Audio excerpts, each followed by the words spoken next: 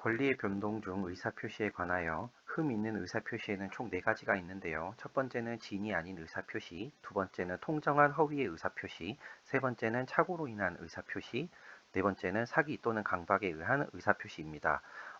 첫 번째, 진이 아닌 의사표시, 민법 제107조. 의사표시는 표의자가 진이 아님을 알고 한 것이라도 그 효력이 있습니다. 그러나 상대방이 표의자의 진이 아님을 알았거나 이를 알 수 있었을 경우에는 무효로 합니다. 전항의 의사표시의 무효는 선의의 제3자에게 대항할 수 없습니다. 여기서 말하는 진이란 특정한 내용의 의사표시를 하고자 하는 표의자의 생각을 말하는 것이지 마음속에서 바라는 사항은 아닙니다. 어, 진이 아닌 의사표시의 요건으로는요. 첫 번째는 의사표시가 있어야 되고요. 두 번째는 표시와 진위가 달라야 하며 세 번째는 표의자가 그를 알고 있어야 됩니다. 무효를 주장하는 사람이 상대방의 악이나 과실을 증명해야 합니다. 사용자가 의원 면직의 형식을 취해서 근로계약 관계를 종료시키는 경우에는 비진위 의사표시 또는 통정의 허위표시에 해당돼서 무효입니다. 이는 가족법상의 행위나 공법상의 행위는 적용되지 않는데요. 공무원 사직 사건이라고 해서 공무원이 의원 면직의 형식을 통해서 근로계약 관계를 종료시켰으나 이가 비진위 표시라고 하여 무효를 주장했으나 받아들여지지 않았습니다. 두 번째, 통정한 허위의 의사표시, 민법 제108조. 상대방과 통정한 허위의 의사표시는 무효로 한다. 그리고 전항의 의사표시의 무효는 선의의 제3자에게 대항할 수 없습니다. 이런 통정한 허위의 의사표시의 요건은 첫 번째는 똑같이 의사표시가 있어야 되고요. 두 번째는 표시와 진위가 달라야 하며 세 번째는 표의자가 알고 있어야 합니다. 더 나아가서 비진의 의사표시를 하는 것에 대한 상대방과의 통정, 미리 짜고 친다는 게 필요하다는 거죠. 이에 따른 효과는 통정 허위 표시는 원칙적으로 무효입니다. 허위 표시의 당사자를 포함해서 그 누구도 무효를 주장할 수 있습니다. 가장 행위에 의해서 급부한 당사자는 반환 청구를 할 수 있습니다. 판례에는 채무자의 법률 행위가 허위 표시로 무효인 경우에도 채권자 취소권의 대상이 된다고 하였습니다. 허위 표시의 무효는 선의의 제3자에게 대항할 수 없습니다.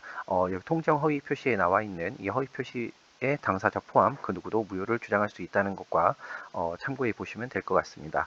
이때의 그 허위 표시의 무효는 선의이기만 하면 되고 무과실까지 요구하지는 않습니다. 착오로 인한 의사표시, 민법 제109조. 의사표시는 법률행위의 내용에 중요 부분에 착오가 있는 때에는 취소할 수 있습니다.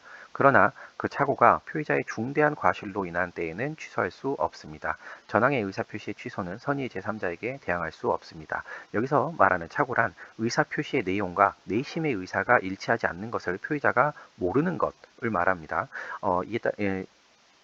착오로 인한 의사표시의 요건은 첫 번째는 착오가 있어야겠죠. 두 번째는 법률 행위 내용의 중요 부분에 관한 착오가 되어야 하며 그리고 이 착오자에게 중과실이 없어야 합니다. 착오로 인한 의사표시의 효과는요. 의사표시를 취소할 수 있고요. 취소는 선의의 제3자에게는 대항할 수 없습니다. 계약을 해제한 다음에도 착오로 이유로 취소를 할 수 있습니다. 중과실이 있더라도 상대방이 알면서 이를 이용한 경우에는 취소가 가능합니다. 네 번째, 사기, 강박으로 인한 의사표시인데요. 민법 제110조, 사기나 강박에 의한 의사표시는 취소할 수 있다. 중요한 포인트인데요. 상대방이 있는 의사표시에 관해서 제3자가 사기나 강박을 행할 경우에는 상대방이 그 사실을 알았거나 알 수 있었을 경우에 한해서 그 의사표시를 취소할 수 있습니다. 앞서 나온 이 두 개의 항의 의사표시의 취소는 선의 제3자에게는 대항할 수 없습니다. 사기에 의한 의사표시, 요건은요. 고의가 있어야 되고 기망행위가 있어야 되고 인과관계가 있어야 되고 위법성이 있어야 됩니다. 여기서 말하는 그 고의는요. 2단의 고의를 말하는데요. 첫 번째는 표의자를 기망해서 착오에 빠지게 하려는 고의가 있어야 되고 두 번째는 이 착오로 인해서 의사표시를 하려고 하는 고의가 있어야 됩니다. 상대방이 일정한 사정에 관한 고지를 받았더라면 그 거래를 하지 않았을 것임이 경험칙상 명백한 경우에는 고지 의무가 있고 고지 의무 위반은 부작위에 의한 기망행위에 해당돼서 무효가 됩니다. 두 번째, 강박에 의한 의사표시인데요. 첫 번째, 요건은 강박의 고의가 있어야 되고 강박행위가 있어야 되고 인과관계가 있어야 되며 강박행위가 위법성을 갖고 있어야 됩니다. 불법으로 어떤 해악을 고지를 해야 되기 때문에 단순히 서명을 날인할 것을 강력하게 요구한 것으로는 강박으로 보지 않습니다. 효과는 사기나 강박에 의한 의사표시가 취소할 수 있습니다. 제3자가 사기나 강박을 할 경우에는 상대방이 그 사실을 알았거나 알 수 있었을 경우에는 취소가 가능합니다.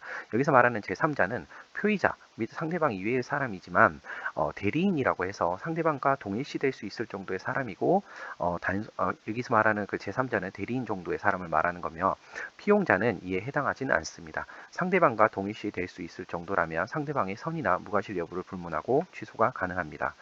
이러한 의사표시의 효력들은요.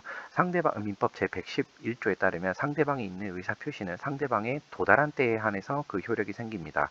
두 번째, 의사표시자가 그 통지를 발송한 후 사망하거나 제한 능력자가 되어도 의사표시의 효력에 영향을 미칠 수는 없습니다. 감사합니다.